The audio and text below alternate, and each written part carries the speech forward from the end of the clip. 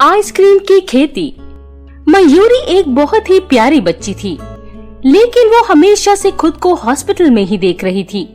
जब वो 7 साल की थी तब उसे डाइजेशन से जुड़ी एक बीमारी हो गई थी और वो बीमारी इतनी बढ़ गई कि 5 साल से वो हॉस्पिटल में ही थी। उसके मम्मी पापा रोज उससे मिलने आते और उसे घुमाने के लिए भी लेकर जाते। एक दिन उसके पापा आकाश उसे पार्क में घुमाने लेकर गए, जहाँ एक आइसक्रीम वाला आइसक्रीम बेच रहा था। उसे देखकर मयूरी भी जिद करने लगी। पापा आइसक्रीम, मैंने तो कभी आइसक्रीम नहीं खाई। पापा प्लीज मुझे एक आइसक्रीम दिला दीजिए ना, प्लीज पापा। शैतान बच्ची, तुम खूब आइसक्रीम खाती थी और कह रही हो कभी नहीं खाई। मैं 5 साल से हॉस्पिटल में हूँ पापा, उससे पहले मैंने कभी आइसक्रीम खाई होगी, जिसका टेस्ट भी मुझे अब याद नहीं है। सब बच्चे आइसक्रीम खाते हैं, खेलने जाते हैं, मुझे तो ये भी नहीं पता कि सब बच्चे क्या क्या करते हैं। मुझे कभी नॉर्मल लाइफ तो मिल नहीं सकती, लेकिन आइसक्रीम तो बहुत छोटी सी चीज है, एक बार तो खा ही सकती हूँ ना। सॉरी बेटा, लेकिन मैं डॉक्टर से पूछे बिना तुम्हें आइसक्रीम नहीं खिला सकता। अब मैं ऐसी लाइफ से तंग आ गई हूँ पापा। आप एक काम करिए, मुझे अभी हॉस्पिटल ले चलिए और फिर घर जाइए। मुझे किसी से बात नहीं करनी है।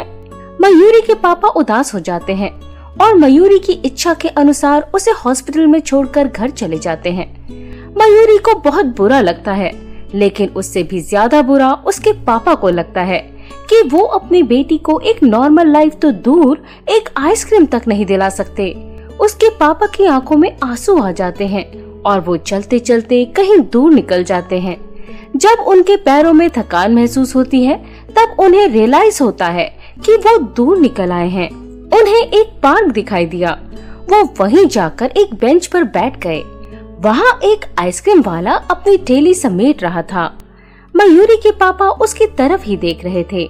उन्हें देखते हुए जब काफी देर हो गई तो आइसक्रीम वाला मयूरी के पापा के पास आया और बोला, क्या हुआ साहब, आइसक्रीम खानी है आपको?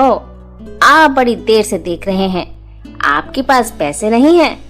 पैसे मैं तो अब घर जा रहा हूँ, कुछ ही आइसक्रीम बची है, पैसे ना हो तो मैं फ्री में दे देता हूँ। नहीं भाई, मुझे आइसक्रीम नहीं चाहिए। दरअसल मेरी बेटी आज आइसक्रीम की बहुत जिद कर रही थी, लेकिन मैं इतना मजबूर हूँ कि उसे आइसक्रीम खिला ही नहीं सकता। कोई बात नहीं साहब, मैं आपकी बिटिया के लिए 2 आइसक्रीम दे देता हूँ, आप मुफ्त में ले जाइए। ये बात नहीं है, मेरी बेटी 5 साल से हॉस्पिटल में है। उसे एक बड़ी बीमारी है और वो बाहर का कुछ भी नहीं खा सकती। उसका भी मन करता है बाकी बच्चों की तरह जीने का। ये कहते कहते उसकी आंखें नम हो जाती हैं। आइसक्रीम वाले से रुका नहीं जाता और वो कहता है, आइसक्रीम घर में उगाई हो तो, वो भी बिना नुकसान के? मजाक उड़ा रहे हो तुम मेरी मजबूरी का? मैं भी किसी अनजान को क्या अपना दुखड़ा सुनाने लगा। अरे साहब, मैं सच बोल रहा हूँ, मैं भी आइसक्रीम उगाता ही हूँ और अगले दिन बेच देता हूँ। आकाश को लगता है कि वो कोई पागल है और आकाश वहाँ से जाने लगता है। तभी आइसक्रीम वाला पीछे से आवाज लगाता है, यकीन नहीं आता तो ये बीज यहाँ बेंच पर रख कर जा रहा हूँ, खुद अपनी जमीन पर बोकर देख लेना और फिर देखना जादू।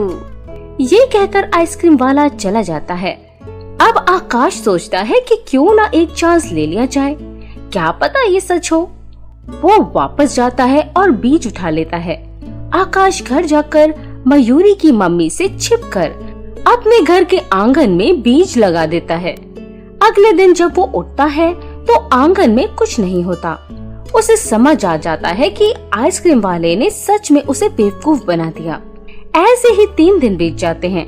फिर 3 दिन बाद जब उसकी पत्नी सुबह उठती है और बाहर जाती है तो जोर जोर से चिल्लाने लगती है, आकाश जल्दी आइए, ये देखिए क्या हो गया, कुछ तो गलत हुआ है हमारे घर में, जल्दी आइए। आकाश दौड़कर अपनी पत्नी के पास पहुंचा और आंगन में देखा तो उसके पैरों तले जमीन खिसक गई। आज चौथे दिन आंगन में 10-12 पौधे थे और उनके ऊपर लगी थी आइसक्रीम।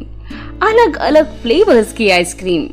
अब आकाश को समझ आया कि वो आइसक्रीम वाला झूठ नहीं बोल रहा था। वो उसे ढूंढने पार्क जाता है, लेकिन आज वो वहाँ नहीं मिलता।